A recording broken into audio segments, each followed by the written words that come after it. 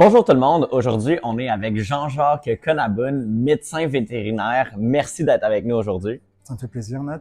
Alors Jean-Jacques, dans notre projet des 10 ans de la loi BESA, on voudrait savoir d'abord quel a été l'impact de l'introduction de cette loi dans ton métier. Alors, l'impact concret de la loi BESA dans ma pratique vétérinaire, en ce qui me concerne, réside dans l'article 14. L'article 14 de la loi BESA est extrêmement important. Et ce que dit l'article 14 par rapport au médecin vétérinaire, c'est qu'un médecin vétérinaire qui a des motifs raisonnables de croire qu'un être animal subit ou a subi des abus ou des mauvais traitements, ou qu'il est ou a été en détresse, doit sans délai communiquer avec le ministre pour faire ses constatations. Et là, c'est important de bien voir le verbe qui a été utilisé dans le texte de loi. C'est pas un hasard. On dit pas le médecin vétérinaire peut sans délai communiquer avec le ministre. Le médecin vétérinaire, et c'est bon aussi pour les agronomes en passant, doit sans délai faire ses constatations. Donc c'est puissant. Mais il y a quelque chose d'encore plus fort dans cet article 14, c'est que aucune poursuite ne peut être intentée contre un médecin vétérinaire qui, de bonne foi,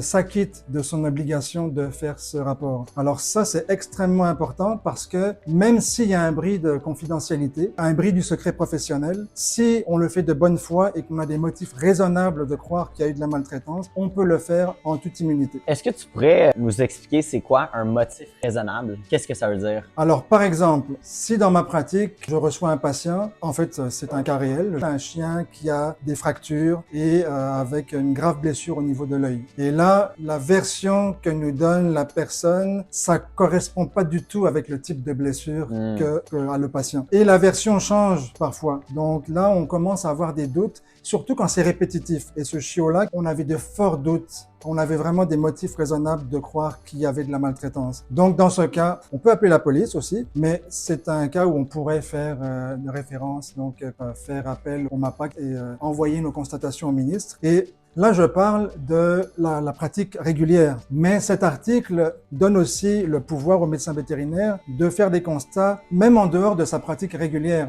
en notant qu'il agisse à titre de médecin vétérinaire. Et je peux prendre mon exemple, mon expérience personnelle, c'est quand on est sollicité à titre d'expert pour évaluer certains types d'activités. Et dans mon cas, exemple, ma participation dans l'investigation sur la maltraitance dans les rodéos. Donc là, c'était pas ma pratique professionnelle régulière. J'ai assisté, on a filmé, on a tourné, j'ai fait un rapport très détaillé et j'avais des motifs, en fait, c'était plus que des motifs raisonnables. J'ai fait un rapport au MAPAC. Un autre exemple, si on m'envoie des vidéos, il y a des personnes lanceuses d'alerte qui peuvent récolter des preuves in situ dans les élevages, qui m'envoient des vidéos et me demandent qu'est-ce que tu en penses d'un point de vue vétérinaire. Là, si je constate qu'il y a de la maltraitance, c'est la même chose. C'est pas ma pratique régulière, mais je peux faire un signalement parce que j'ai des motifs raisonnables et je peux le documenter. Est-ce que tu trouves que le MAPAC a une bonne réceptivité avec tes rapports? C'est un peu délicat parce que dans le cas de celui dans lequel j'ai participé par rapport au rodéo, on le poursuit pour son inaction. Donc, ça veut tout dire. Je peux pas aller trop dans le détail parce que la poursuite judiciaire est encore en cours et il y a beaucoup de choses qui se passent en coulisses. Mais non, le MAPAC n'est pas toujours réceptif. Et étant partie prenante comme demandeur dans la poursuite, je ne peux pas trop faire de jugement de valeur, mais c'est certain que le MAPAC n'a pas la même réactivité pour tous les types de signalement. La loi BESA a été introduite en 2015. Avant ça, comment ça se passait, ta pratique? Puis qu'est-ce qui a changé après l'introduction de cette loi? Les médecins vétérinaires n'avaient pas autant de pouvoir de dénoncer la maltraitance. Maintenant, qu'est-ce qui a changé pour les êtres animaux comme tels? En fait, ça dépend des catégories d'êtres animaux. Si on parle des êtres animaux sauvages, les animaux de la faune, qu'est-ce qui a changé depuis l'introduction de la loi BESA? Ça a fait absolument rien. Parce que la loi BESA ne s'intéresse pas aux êtres animaux sauvages. La loi BESA s'applique aux êtres animaux domestiques. Mais même parmi les êtres animaux domestiques, toutes les catégories d'êtres animaux domestiques ne bénéficient pas du même niveau de protection. Le nouveau système juridique, leur nouveau statut, leur accorde vraiment le statut d'êtres doués de sensibilité, qui ont des impératifs biologiques, qui ont des besoins essentiels. La loi BESA comprend plusieurs articles qui accordent quand même une bonne protection aux êtres animaux, tout dépendant de leur catégorie. Et parmi tous ces articles, il y en a deux qui sont centraux. Ce sont les articles 5 et 6. L'article 5 définit les obligations de soins et l'article 6 définit les actes interdits. Mais il y a un article, l'article 7, qui suit ces deux articles Et lui, il est problématique parce que, sous certaines conditions, il exempte certains domaines d'activité de l'obligation de respecter ces deux articles centraux. Les domaines d'activité en question, c'est l'agriculture, c'est la recherche scientifique, l'enseignement et la médecine vétérinaire. Donc, en fonction de où est l'animal, il a différents droits, même si c'est exactement le même animal. Oui, exactement. Il y a plusieurs espèces qui sont touchées par la loi BESA. On a dit que les espèces sauvages ne le sont pas. Les espèces domestiques le sont. Celles qui sont traditionnellement dans des domaines d'activité bénéficiant des exemptions sont moins protégées. Et donc, ça dépend vraiment de leur statut. Par exemple, il y a des espèces qui peuvent être dans plus d'une catégorie. Si on prend l'exemple souvent utilisé pour illustrer cette situation, cette ambivalence, c'est le lapin. Le lapin peut être un compagnon. Et dans ce cas-là, il bénéficie du maximum de protection que peut accorder la loi BESA. Mais le lapin peut être aussi un produit de l'industrie agroalimentaire, un lapin de boucherie, ou il peut être un sujet expérimental, donc dans le domaine d'activité de la recherche expérimentale. Et là, la protection est pas la même, elle est pas mal moindre. Elle existe, mais elle est moindre. Et si le lapin est un lapin sauvage, comme je disais, il n'y a aucune protection parce que la loi BESA ne s'intéresse pas aux êtres animaux de la faune.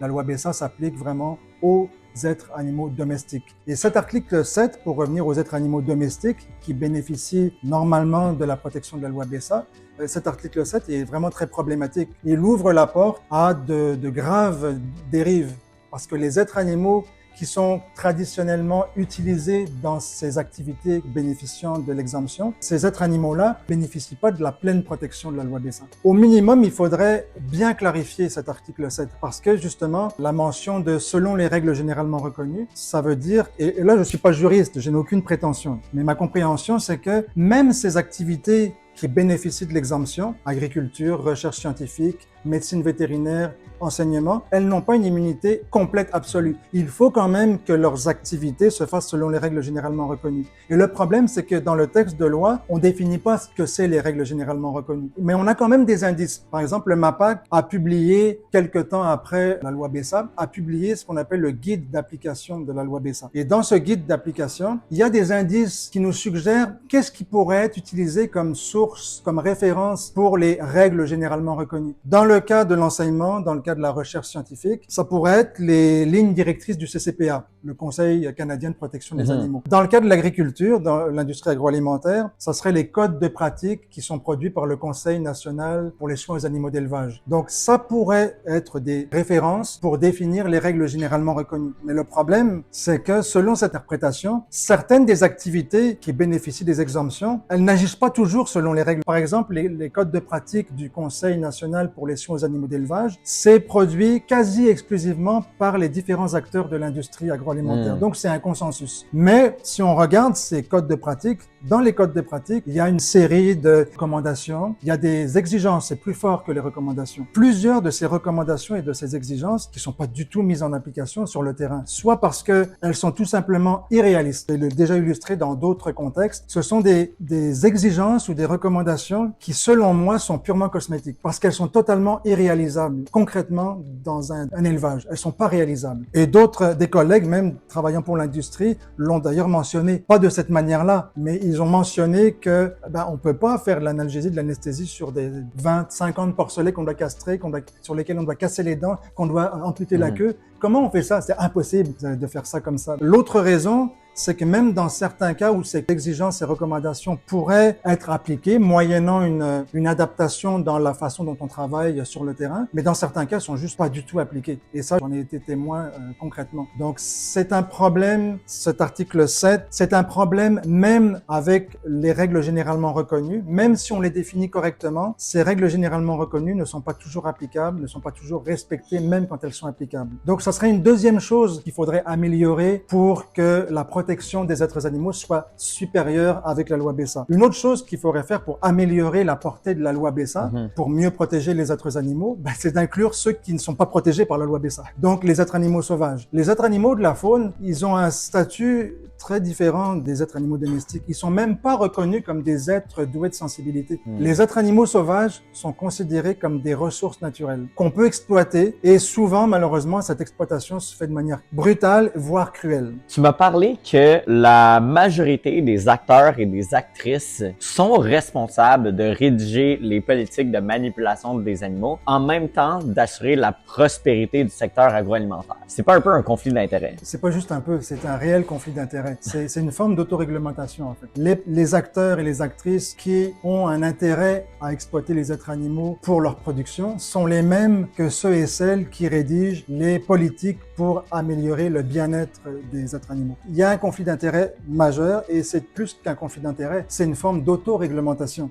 Et un autre conflit d'intérêts important, et là on revient à la question, qu'est-ce qu'on pourrait faire pour améliorer la portée de la loi BESA, pour que la loi BESA protège encore plus les êtres animaux? Selon moi, et là encore, ça peut paraître irréaliste, mais ça a déjà été suggéré, c'est de séparer les responsabilités et de retirer la responsabilité de l'application de la loi BESA du ministère de l'Agriculture, du MAPAC. Parce que le MAPAC a un conflit d'intérêts. Le MAPAC, son rôle, il est double. Il est de faire la promotion des activités d'agriculture, d'une part, mais aussi il est censé promouvoir le bien-être et la sécurité des êtres animaux exploités par cette même activité. Et on sait malheureusement que souvent, il y a un affrontement entre, d'une part, l'intérêt des êtres animaux, de leur sécurité, de leur santé, de leur bien-être, et d'autre part, de la prospérité économique, de la prospérité du milieu agricole, de l'industrie agroalimentaire. Et malheureusement, dans ce combat qui est vraiment très inégal, souvent, je dirais pas tout le temps, mais souvent, c'est l'intérêt des êtres animaux qui perd. Et le MAPAC est pas assez réactif, voire même proactif face à ce conflit d'intérêts. Il faudrait vraiment que la responsabilité de l'application de la loi BESA, même si c'est le MAPAC qui l'a introduite, il faudrait qu'elle soit dédiée, qu'elle soit transmise à une entité qui soit exclusivement dédiée au bien-être et à la sécurité des êtres animaux, totalement indépendante du milieu agroalimentaire, sans aucun conflit d'intérêts. Et cette idée de séparation des pouvoirs, ou plutôt des responsabilités, c'est pas nouveau. Ça a été déjà mentionné ailleurs qu'au Québec, et il y a encore quelques années, il y a un parti politique qui a même proposé ce genre d'établissement d'une autorité qui serait responsable de l'application de la loi et de s'assurer du bien-être et de la sécurité des êtres animaux, d'élevage ou autres. Donc, sortir le MAPAC de cette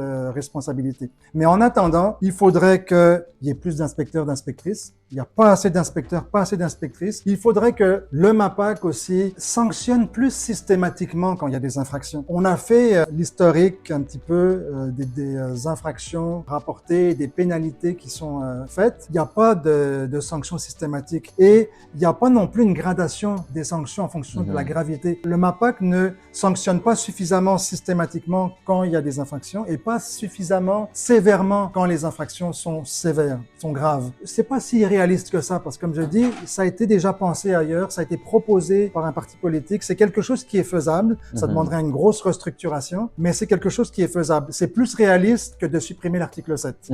Toi, en tant que vétérinaire, comment est-ce que les vétérinaires peuvent aider à la cause animale? La médecine vétérinaire, ce n'est pas une activité de protection animale. L'Ordre des médecins vétérinaires du Québec, sa première mission, c'est pas de la protection animale. En fait, la première mission d'un ordre, c'est la protection du public. Donc, la médecine vétérinaire, en fait, si on résume ça, sans vouloir être dénigrant et trop réducteur, mais la médecine vétérinaire, faut le voir comme étant une profession du milieu du domaine médical, du milieu de la santé, mais qui s'applique aux êtres animaux. Comme la médecine, c'est une profession du domaine médical appliquée aux humains. La médecine vétérinaire, c'est une profession du domaine médical appliquée aux êtres animaux. Donc, les médecins vétérinaires, leur rôle principal, c'est d'assurer la santé des êtres animaux. Et oui, par voie de conséquence, le bien-être aussi. Mais il faut faire attention. Il ne faut pas conclure de manière erronée que maintenir la santé, c'est forcément assurer le bien-être. On peut maintenir la santé dans un contexte d'optimiser la production, maintenir en état de produire quelque chose. Ça ne veut pas dire que le bien-être physique ou psychologique est assuré. Les médecins vétérinaires sont vraiment responsables de s'assurer de la santé et de s'assurer du bien-être. Mais je pense que si on veut aller améliorer encore plus la protection des êtres animaux, il faut aller au-delà de la médecine vétérinaire. Il faut que, en tant que médecins vétérinaires, nous fassions plus que ce que nous faisons déjà, plus que ce dans quoi on est déjà bon et bonne, c'est-à-dire maintenir la santé des êtres animaux et par voie de conséquence le bien-être. Et malheureusement, les médecins vétérinaires s'impliquent très peu,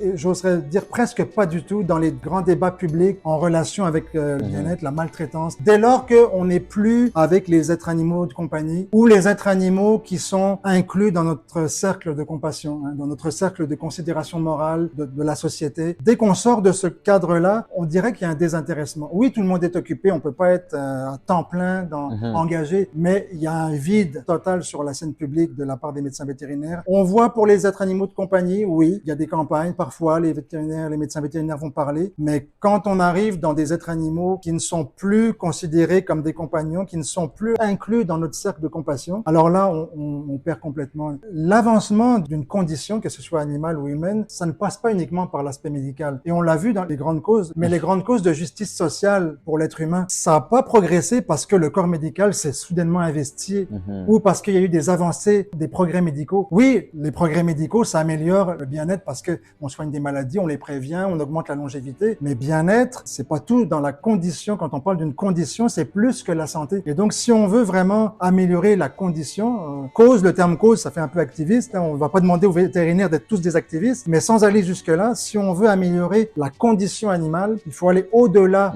de la médecine vétérinaire et donc au-delà de ce qu'on fait déjà. Premièrement, l'article 14 dont je parlais tout à l'heure, qui nous oblige à faire des rapports quand on a des motifs raisonnables de croire qu'il y a de la maltraitance. Il faut oser le faire. Mais je me mets à la place d'un médecin vétérinaire d'élevage porcin ou bovin. C'est difficile parce que là, ça va se savoir, il va perdre son client, il va perdre ses clients parce que tout le monde va se parler. Donc, c'est difficile. Même s'il y a une immunité, même si l'éleveur ne peut pas le poursuivre, s'il a fait de bonne foi une constatation ministre avec des motifs raisonnables, c'est difficile dans ce contexte-là. Mais il y a d'autres contextes où les médecins vétérinaires ont moins de conséquences néfastes à subir et ils ne parlent pas nécessairement suffisamment. Donc voilà, il faut que les médecins vétérinaires, selon moi, sans devenir des activistes à temps plein, il faut, tout en restant professionnels, les médecins vétérinaires, qu'ils s'impliquent plus dans les débats publics, dans les débats de société qui touchent la maltraitance animale. Et quand on dit animal, c'est de tous les êtres animaux, sans discrimination d'espèce, donc sans spécisme. Tu m'as parlé de justement s'impliquer en tant que médecin vétérinaire, qui serait une des façons de sensibiliser le public des animaux de ferme. Est-ce qu'il y a d'autres façons qui pourraient sensibiliser le public? De parler